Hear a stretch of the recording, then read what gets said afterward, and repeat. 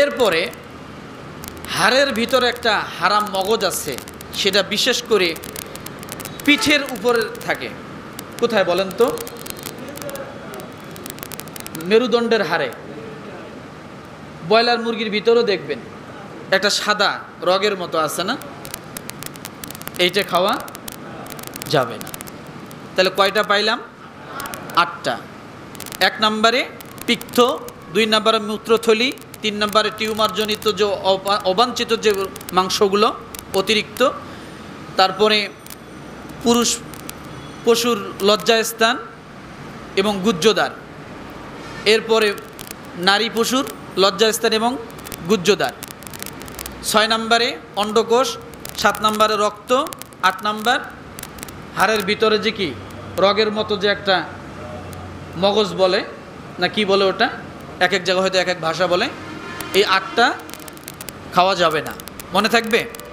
আসুন, গোস্ত কাটাকাটি শেষ, এবার আমরা গোস্ত বন্টন করব। রাজি আছি? কি বলেন? আল্লাহ পাক রব্বুল আলামিন বলেন, فَإِذَا وَجَبَتْ جُنُوبُهَا فَكُلُوا مِنْهَا وَأَطْعِمُوا الْقَانِعَ وَالْمُعْتَرَّ كَذَلِكَ سَخَّرْنَاهَا لَكُمْ لَعَلَّكُمْ تَشْكُرُونَ। আরো জোরে। গোস্ত বন্টন বা ভাগ করা। 1 নম্বরে শরিকদার হলে সকলের সমানভাবে মেপে মেপে ভাগ করতে হবে, সমানভাবে শরিকদার হলে। 2 নম্বরে যখন আপনি একাই কোরবানি দেন অথবা ভাগের গোস্ত পান, তখন আপনি এই গোস্তর কি হলেন? মালিক হলেন, তাই না? পরিষ্কার পরিচ্ছন্নতা এটা ইমানের অঙ্গ, 1 নাম্বার, ইমানের সাথে বলা হয়েছে। তাহলে কোরবানির গরুর ভুঁড়ি নিয়ে যা খাইলেন আর গোবর সব রাস্তায় ফালায় থুয়ে গেলেন, কার জন্যে? জবাব দেন, বোঝেন নাই কথাটা? গোস্ত সব নিয়ে গেলেন, মাথার চামড়া, শিং, হাড্ডি সব রাস্তায় ফালায় দিলেন, গন্ধ হবে না? পরিবেশ নষ্ট হবে না? রসুল এটাকে কঠোর নিষেধ করেছেন, কারণ পরিবেশ রক্ষা করা এটা ইমানি দায়িত্ব। কি দায়িত্ব? এই জন্য সঙ্গে সঙ্গে ধুয়ে ফেলায় দেওয়া, নির্দিষ্ট জায়গায় ময়লা ফালানো, যেখানে সেখানে ছড়ানো ছিটানো যেন না হয়, কারণ এটা পচবে, গন্ধ হবে, এতে পরিবেশ নষ্ট হবে, মানুষের চলাচলে কষ্ট হবে, মানুষ অসুস্থ হবে। কথা ঠিক কিনা? তাহলে কোরবানির শিক্ষাই হলো এইগুলা, শিষ্টাচার, কোরবানির শিক্ষাই হলো ত্যাগ, এগুলা করতে হবে। তাহলে আমরা যেখানে সেখানে রক্ত ময়লা ফালাবো না, মনে থাকবে ইনশাআল্লাহ। আলহামদুলিল্লাহ। এবার শুনুন, ঈদের দিনের সুন্নত কিছু আমল। আর 2 দিন পরে তো ঈদ, নাকি? কষ্ট হচ্ছে নাকি?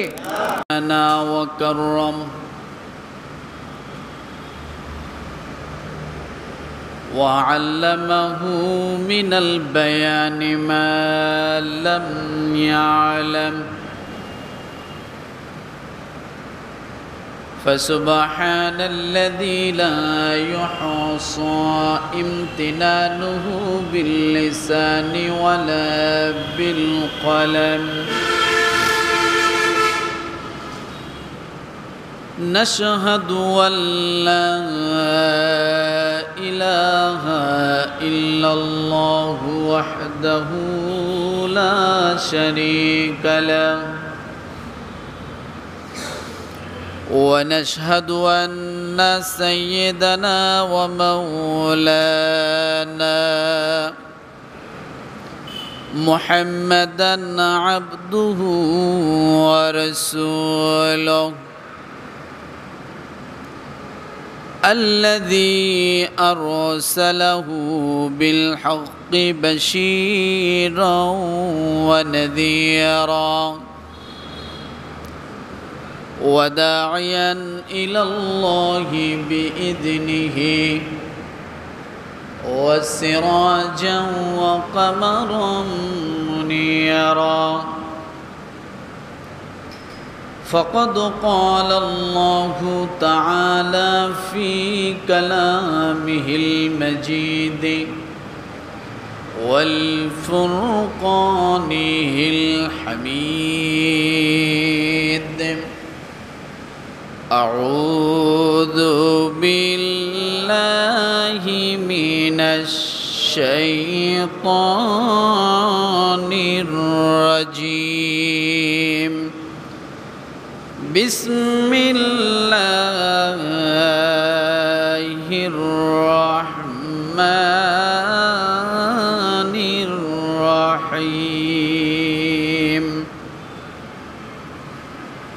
والبدن جعلناها لكم من شعائر الله لكم فيها خير فاذكروا اسم الله عليها صواف فإذا وجبت جنوبها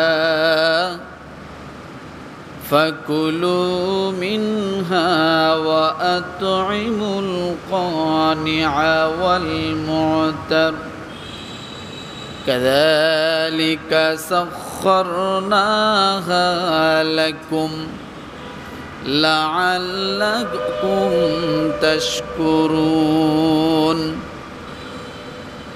وقال رسول الله صلى الله عليه وسلم من كان له ساعة ولم يضحي فلا يقربن مصلنا.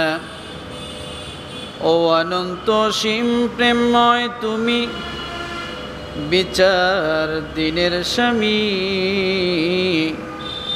যত গুণগান হে চিরমহান তোমারই অন্তর্যামী।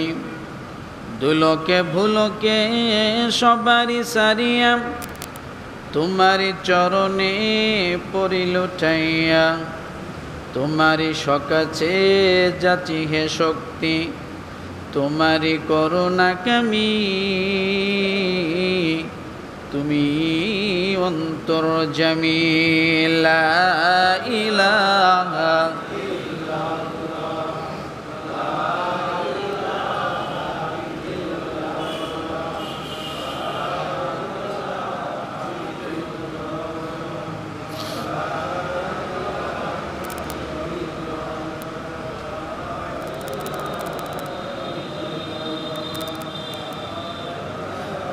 لا إله إلا الله لا إله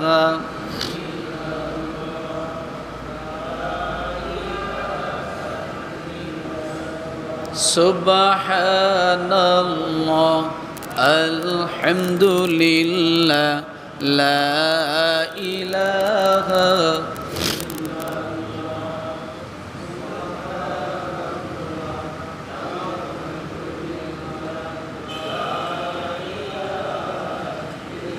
سبحان الله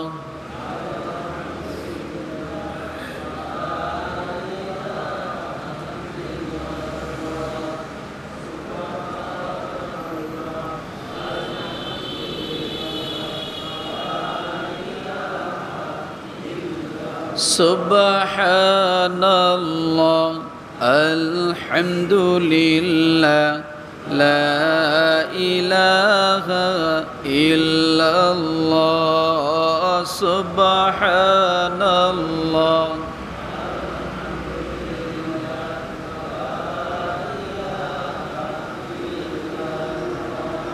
سبحان الله الحمد لله لا إله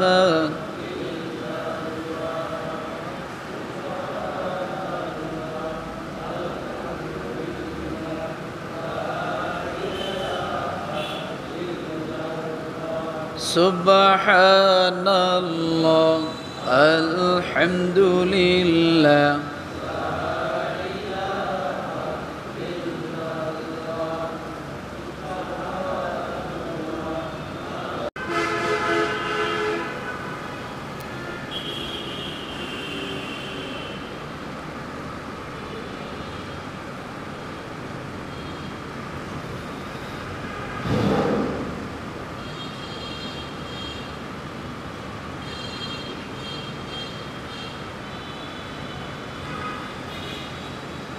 আসসালামু আলাইকুম ওয়া রাহমাতুল্লাহি ওয়া বারাকাতুহু।